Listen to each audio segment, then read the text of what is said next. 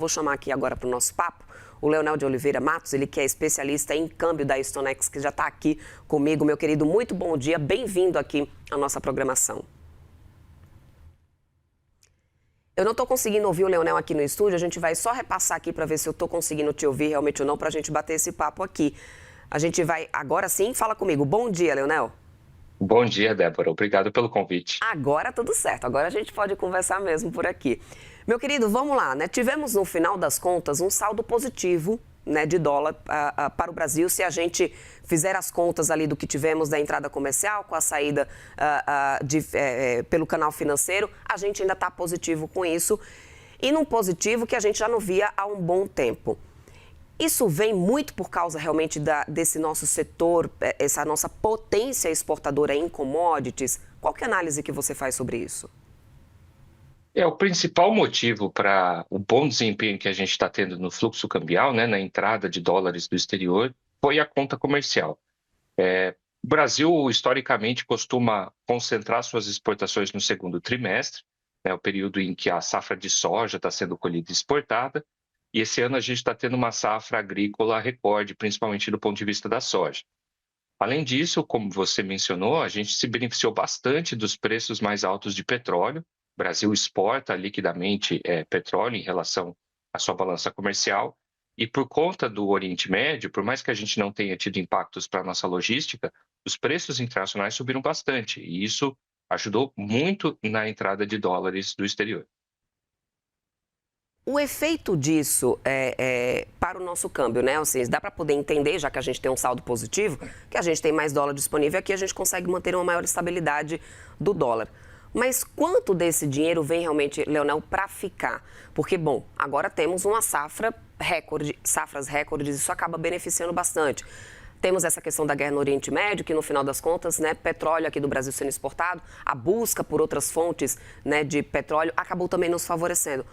Mas até que ponto isso nos favorece? Até que ponto esse dinheiro vem para ficar, Leonel? É uma ótima pergunta, né? A gente costuma olhar dois movimentos principais. A gente olha a conta comercial e a conta financeira.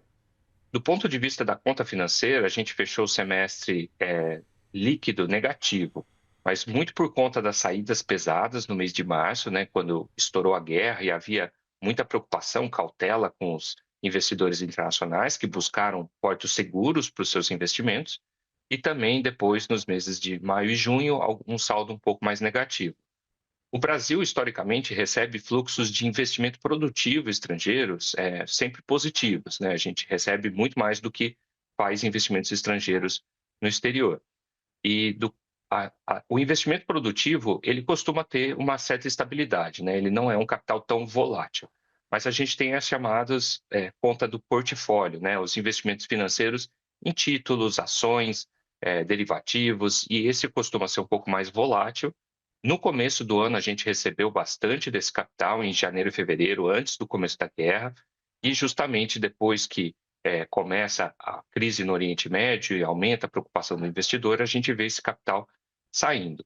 Do ponto de vista da conta comercial, esse dinheiro ele costuma ser mais estável, né? Então, a gente tem essa entrada de dólares mais forte, o Brasil costuma ter saldos comerciais positivos em relação ao exterior, e o investidor estrangeiro, por mais que, e o produtor brasileiro, né, por mais que ele também importe maquinaria, insumos, esse capital costuma ser mais estável e ajuda a estabilizar as nossas reservas cambiais. E existe também uma percepção de que o diferencial de juros favorece o Brasil. E a gente está em patamares de juros bastante elevados, Leonel. Mesmo que a gente tenha mais um corte de juros agora em agosto, a gente ainda vai permanecer num patamar bastante elevado. Isso favorece realmente esse fluxo cambial para o Brasil nesse primeiro semestre e deve continuar favorecendo ainda no segundo semestre? Você concorda com isso?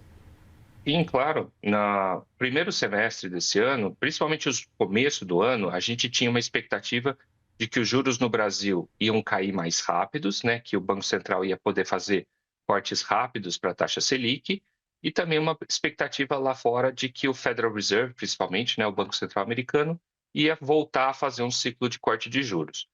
O começo do conflito do Oriente Médio trouxe um cenário mais desafiador para os bancos centrais mundo afora. Então, lá fora, nos Estados Unidos, a gente não fala mais da expectativa de corte de juros, a gente fala na possibilidade de uma ou duas altas daqui para frente, mas o Brasil, o nosso Banco Central, teve que ir bem mais devagar no seu ciclo de cortes da taxa básica de juros, da taxa Selic, do que se esperava no começo do ano. Então, a gente, lá em janeiro, se imaginava que ia terminar o ano com a taxa Selic ao redor de 12,25%, 12,5% ao ano. Agora a gente fala terminar em 14%.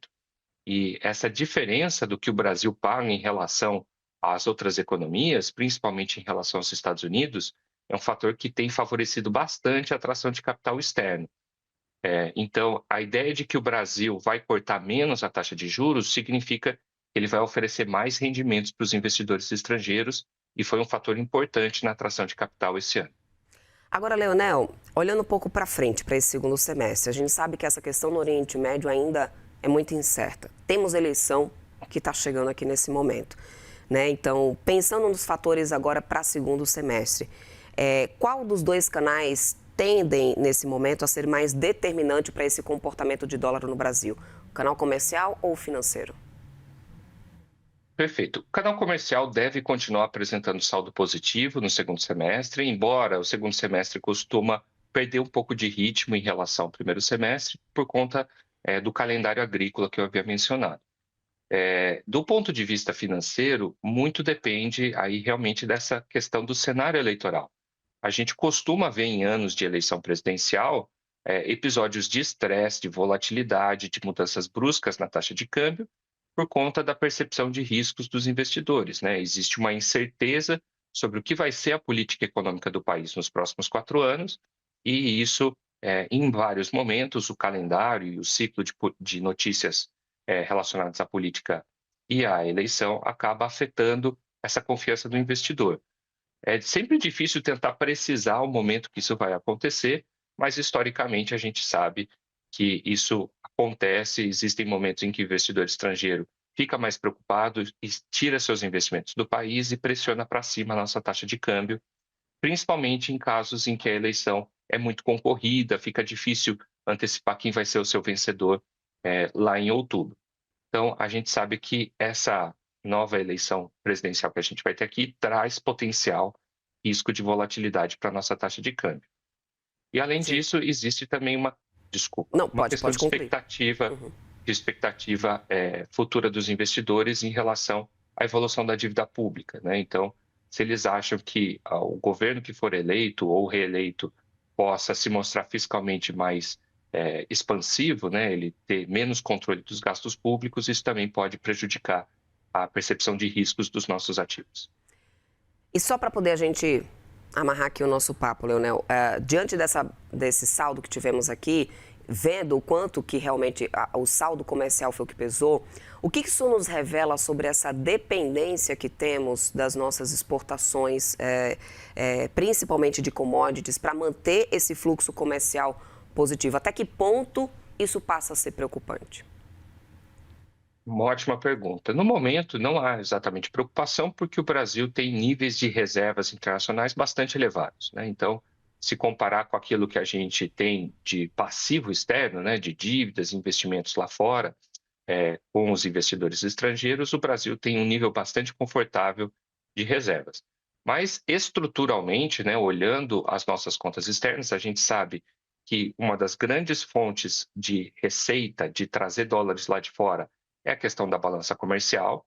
Quando a gente olha as contas de serviços, a gente historicamente tem déficit, porque usa muito seguros e fretes de navios e transportadoras estrangeiras.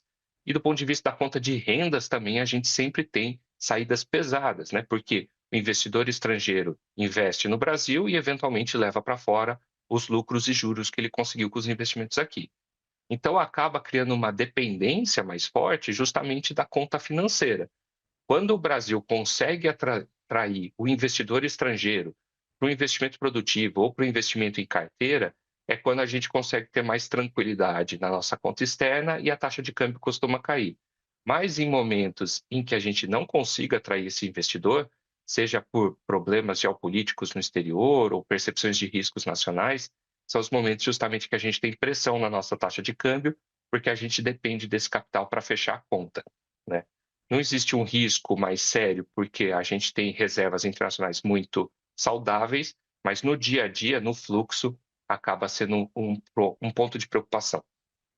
Perfeito. Leonel Oliveira Matos, especialista em câmbio da StoneX. Muito obrigada, meu querido, pelo seu tempo. Boa sexta-feira, bom final de semana. Até uma próxima. Muito obrigado, ótimo dia. Até mais.